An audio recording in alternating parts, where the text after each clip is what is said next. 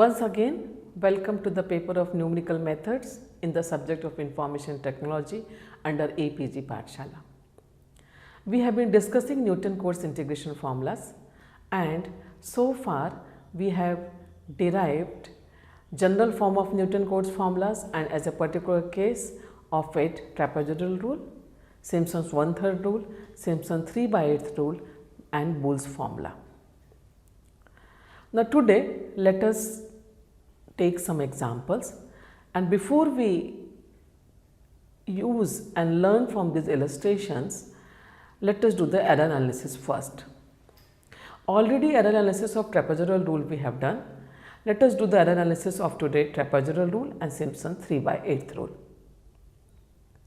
We know the formula fx is the function and it is approximated by Pnx. So, fx is given by Pnx plus the error term Ex in the interpolation. So, if we integrate both the sides of this equation, we obtain a to b fx dx is a to b Pnx dx plus a to b Ex dx. The integral a to b Pnx dx is our integration formula, the approximating integral formula through which we estimate the integrand. And the remaining term a to b Ex dx is the error term, is the error which is there in our approximation to the integral value. This error term in the interpolation Ex is given by fn plus 1 at some point xi by n plus 1 factorial x minus x0 into x minus xn into x minus xn, where xi is some point in the interval ab. So, we need to evaluate the integral of this to get the error in integral formula. So, our error term is integral a to b fn plus 1 xi by n plus 1 factorial and product x minus x0, x minus x1, x minus xn dx. Now, let us take first case of Simpson's 1/3 rule. In case of Simpson's 1/3 rule, n is 2. So, the error is integral a to b f3 xi x minus x0 into x minus x1 into x minus x2 dx, and outside the integral sign we have 1/3 factorial. A is our x0 and b is our x2. So, we can express it as 1/3 factorial x0 to x2 f3 xi into x minus x0 into x minus x1 into x minus x2 dx. Now, if we have a closer look at this integration, no more we can apply our mean value theorem of integral calculus, which we had applied in the case of derivation of error for trapezoidal rule. The reason being, the product of these three factors x minus x0 into x minus x1 into x minus x2 is not of the same sign over the interval x0 to x2. X minus x0 is negative always, x minus x2 is positive always, but x minus x1 will change its sign when x is greater than or equal to x1, x minus x1 is positive, and when x is less than or equal to x1, x minus x1 is negative. Nevertheless, using integration by parts and doing further analysis, this integral is evaluated and we would be skipping the details of it, and the value of the integral comes out to be minus h raised to 5 by 90 into 4 derivative at some point c, where c is in the interval a to b. H is of course b minus a by 2. So, this also can be written in terms of a and b as minus b minus a raised to 5 by 2880 multiplied by 4 derivative at the point c. Now, c is not known to us, but c is some point between x0 and x2. Now, this error term is little surprising to us. What is the surprise in store? See, we had third derivative under the integral sign, and when we have evaluated, the derivative has become fourth derivative, and this gives the clue that if function is a polynomial of degree 3, then also 4 derivative with being 0, this integral will give us correct result. So, though the Simpson's 1/3 rule has been derived by interpolating polynomial of second degree, meaning to give the correct result when function is a polynomial of degree less than or equal to 2, but this also gives correct result when f is a cubic polynomial. So, a wonderful surprise, a more accurate than it is expected to be, and coefficient is minus h raised to 5 by 90. So, a small coefficient, and so the error term is very satisfactory, a very less error. Let us look at the error term for Simpson's 3 by 8th rule. The similar analysis in the Simpson 3 by 8th rule gives the error term EH to be minus 3 by 80 h raised to 5 into 4 derivative at the point C. So, if we compare these two error terms, so both have 4 derivative at the point C. Of course, here there is no surprise, it is expected, it is fitting a cubic polynomial, because when we derive Simpson's 3 by 8th rule, we fit a cubic polynomial to the function. And so, it is expected that it will give the correct result for function to be polynomials of degree less than or equal to 3. So, 4 derivative is no surprise to us. The surprise was in the case of Simpson's 1/3 rule, it is more accurate than what is expected to be. And so, if we compare these two error terms in the Simpson's 1 by 3 rule and Simpson's 3 by 8 rule, both terms have h raised to 5, 4 derivative at some point, and the coefficient in the case of 3 by 8 is higher, 3 by 80, where in the case of Simpson 1 by 3 it is 1 by 90. So, it is as such it looks the error term is higher compared to Simpson 1 by 3 rule. Of course, it will depend upon individual cases, because what is the value of C which is not known to us, and so individually from problem to problem the error term may vary. 3 by 8 give lesser error, but one thing is very clear that the convergence order of both the integral formula is same. Individual application is order of h raised to 5, and when we later learn from after applying composite form, both have the same rate of convergence of order of h raised to 4. And so, there would be no significant advantage of applying Simpson's 3 by 8 rule compared to Simpson's 1 by 3 rule. So, now see, if we look at these two error terms, h has to be small. It is very obvious. If we want to find the upper bound on the error term for Simpson's 1 by 3 rule, I take absolute value of E, it is less than or equal to h raised to 5 by 90 and absolute value of 4 derivative. So, if I know upper bound on the 4 derivative of f in the interval a to b, and so if I can say that 4 derivative is less than or equal to some constant m, I can say E is less than or equal to h raised to 5 by 90 into m.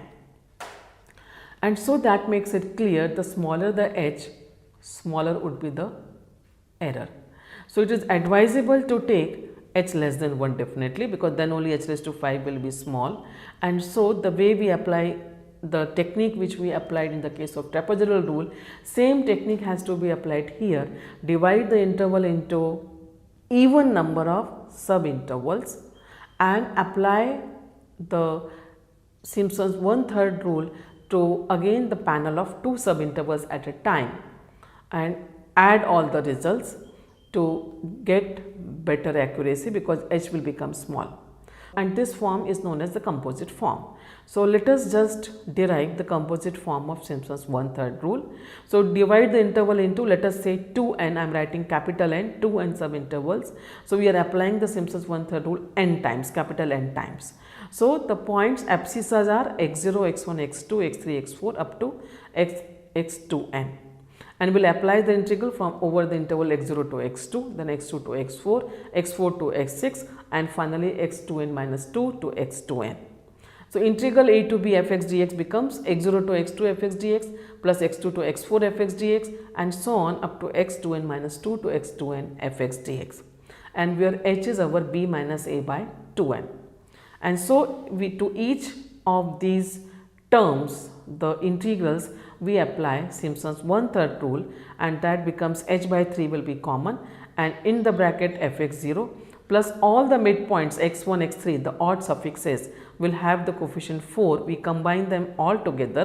So, 4 into fx1 plus fx3 plus fx5 so on fx2n minus 1, and plus now intermediate which are within the interval, the even coefficients we will generate 2 times, because last term of the preceding and the first term of the next integral. So, we get 2 times fx2 plus fx4, fx2n minus 2, all even suffixes which are within the interval, and finally fx2n. So this is our composite form of Simpson's one-third rule. And in the similar fashion, very same, we can divide the interval if we want to apply Simpson's 3/8 rule at all. Divide the interval into 3 n equal subparts and apply the composite form of Simpson's 3/8 rule. So if we derive this form of composite form of Simpson's 3/8 rule, it will become the in a to b fx dx is 3h/8 fx0 plus 3 into fx1 plus fx2 plus fx4 plus fx5. There are two successive terms which have the coefficient 3 and so on, plus up to fx3n minus 2 plus fx3n minus 1 plus 2 into fx3 plus fx6 plus so on fx3n minus 3 and finally fx3n. The general error term in these two formulas, because we are applying composite form, and so again integral of sum is sum of the integrals. So as we discussed in the case of trapezoidal rule, the effective error term will be the sum of the error terms of each of the integrals.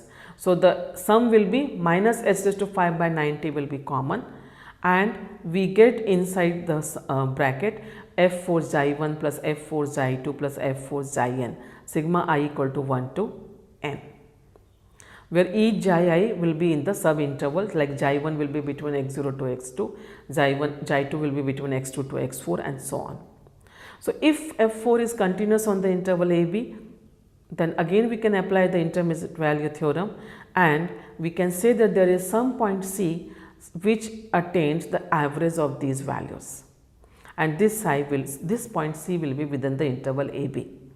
So we can write EH as minus h raised to 5 by 90 into sigma I equal to 1 to n f4 derivative of xi as equal to 1 h we keep aside. So minus h raised to 4 by 90, and this h we write as b minus a by 2n into 4 derivative at the point c. So we get minus h raised to 4 by 180, and f4 summation I equal to 1 to n f4 xi by n will become, the average is attained at some point, so it becomes f4 at some point c. So finally the error term can be written as minus h raised to 4 by 180 b minus a into 4 derivative at the point c, where c is some point between a and b. And so the error is of order of h raised to 4. We can say the rate of convergence is of the order of h raised to 4. And on similar lines, we can derive the error term for Simpson 3/8 rule as minus b minus a by 80 into h raised to 4 into 4 derivative at the point c, using the same arguments and applying intermediate value theorem. So with this now, let us take few examples to understand the concept and to verify the trapezoidal rules and Simpson 1/3 rule and 3/8 rule. As an illustration, let us first take the example of 0 to 1 1 upon 1 plus x squared dx. We already know the value of this integral. The integral is tan inverse x, limit 0 to 1. So it is tan inverse 1 minus tan inverse 0, that is pi by 4.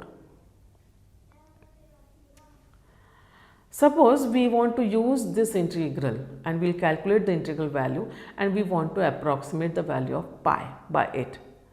So we need 4 times value of this integral, and let us say I want to approximate pi to 4 decimal places, meaning by we want the error to be less than equal to half into 10 raised to minus 4. So let us first apply the trapezoidal rule, which is given by minus h cube by 12 second derivative at the point xi.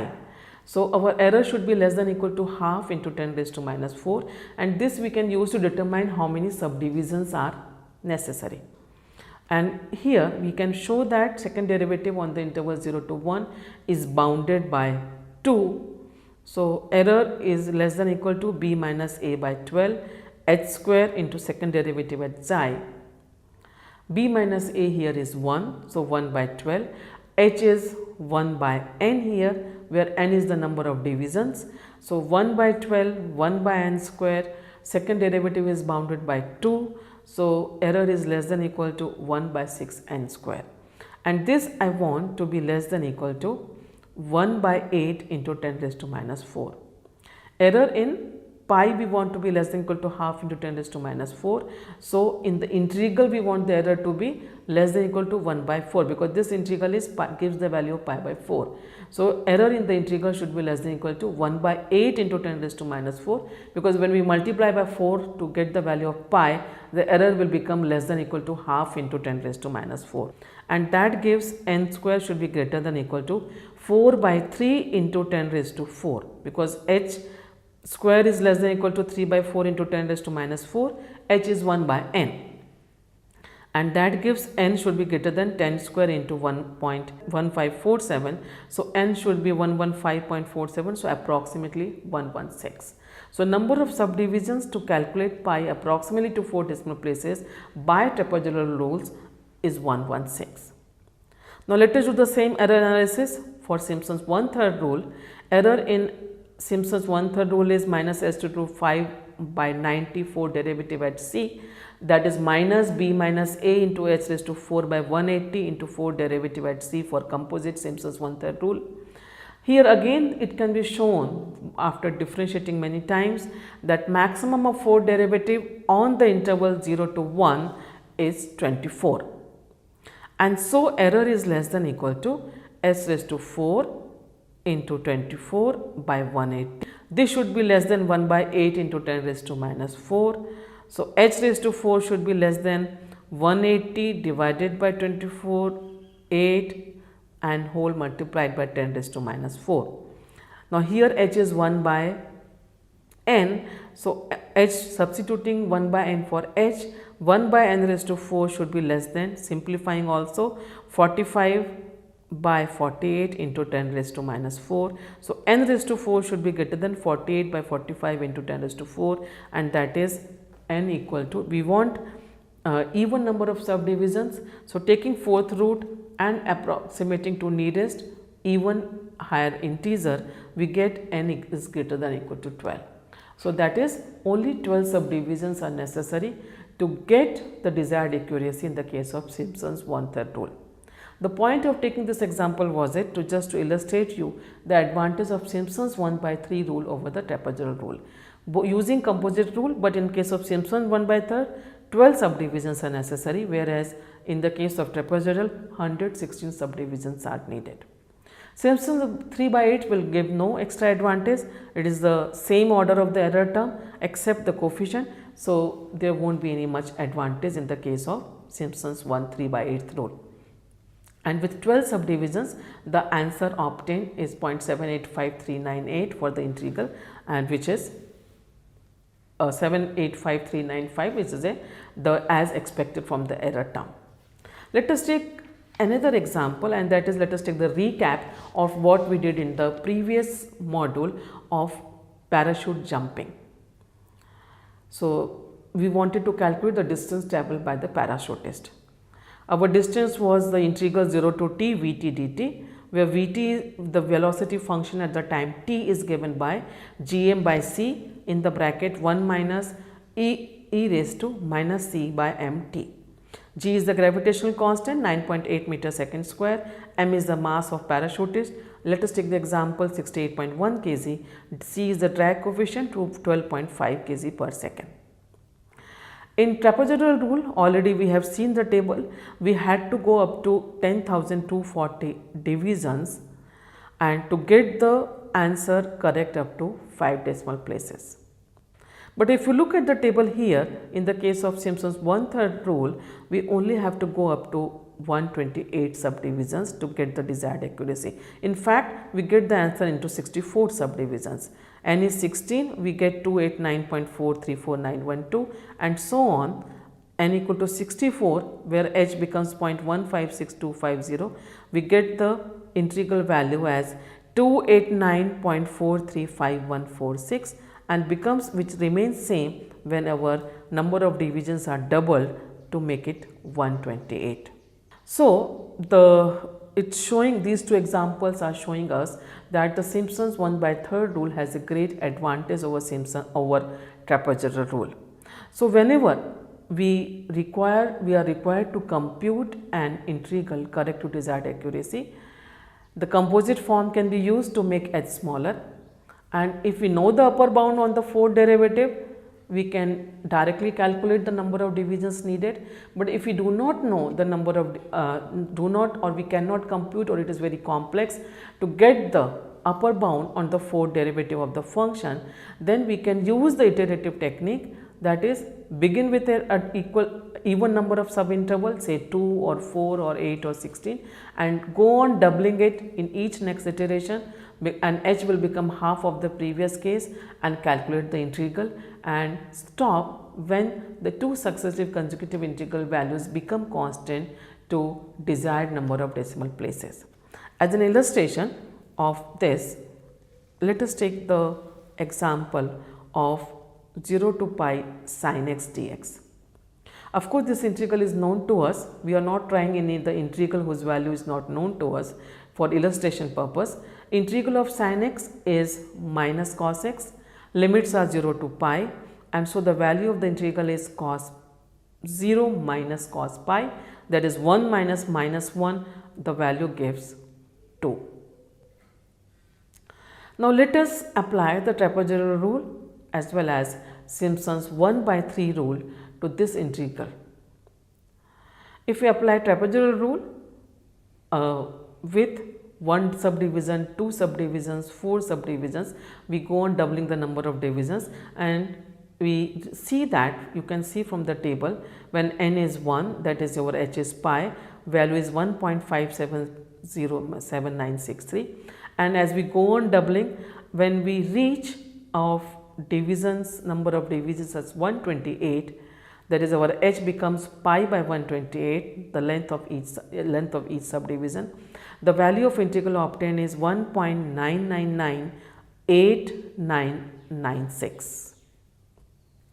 Whereas if we apply Simpson's 1/3 rule and we look at the table, we begin with the number of divisions 2, the value obtained is 2.094395, and we go on doubling the interval, and if you look at the last row of this table, when the number of subdivisions have become 128, we have gone up to 128, so that you can compare the values obtained from trapezoidal rule and the Simpson's 1/3 rule.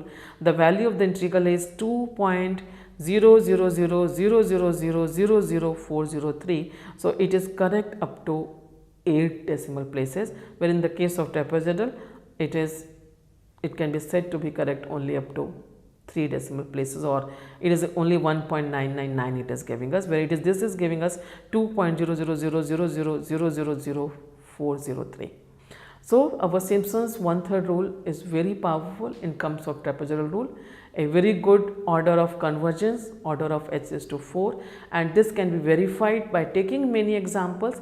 Analytically, it is order of h is to 4, it can be verified through illustration through many examples, and Simpson's 3/8 rule, the order of the convergence is same. Of course, if you go to next higher order, that is the Boole's formula, order of convergence will become h raised to 6 in the composite form, and without composite it will become h raised to 7. Again, there will be jump of h there. But as I said, higher order formulas may not be required because the coefficients will become large, and the accuracy can be achieved by making finer divisions and by using the composite form of the rule to get the desired accuracy. So, all these formulas which we have discussed so far are the closed type of formulas, where our a and our abscissas, a was x0, first abscissa was the first leftmost endpoint of the interval as a, and the last abscissa xn was the endpoint, second endpoint of the interval, namely b. In our next module, we will discuss open type of integration formulas, meaning by our abscissa x0, x1, x2, xn will lie within the interval. Again, here there are two cases. One is the open type Newton-Cotes formulas, that is, they would be derived by approximating function by a polynomial passing through those points, but only thing is now these abscisses are within the interval and their endpoints are not included. Or there are other type of open type formulas which are called Gauss-Quadrature formulas. In the Gauss-Quadrature formulas are of the type where abscisses are also not fixed. So, abscisses also will be unknown, weights also would be treated as unknown, and the formulas would be derived so that they give the best possible accuracy. So open type Newton-Cotes formulas and these Gauss-Quadrature formulas, which will also come out to be the open type, where abscission and weights are supposed to be unknown, these we would be taking up in our next module.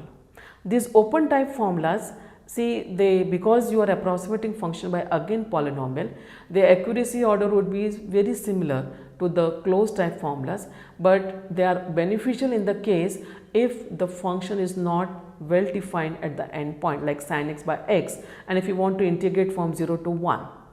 We know in the limiting condition the limit of sin x by x is 1, but otherwise it takes the form 0 by 0. So if at the end point is a point of singularity or the function is not well defined at that end point, so in that case the open type formulas can be used to avoid the singularity at the any of the end points of the interval. So bye till then, happy reading, wish you all the best.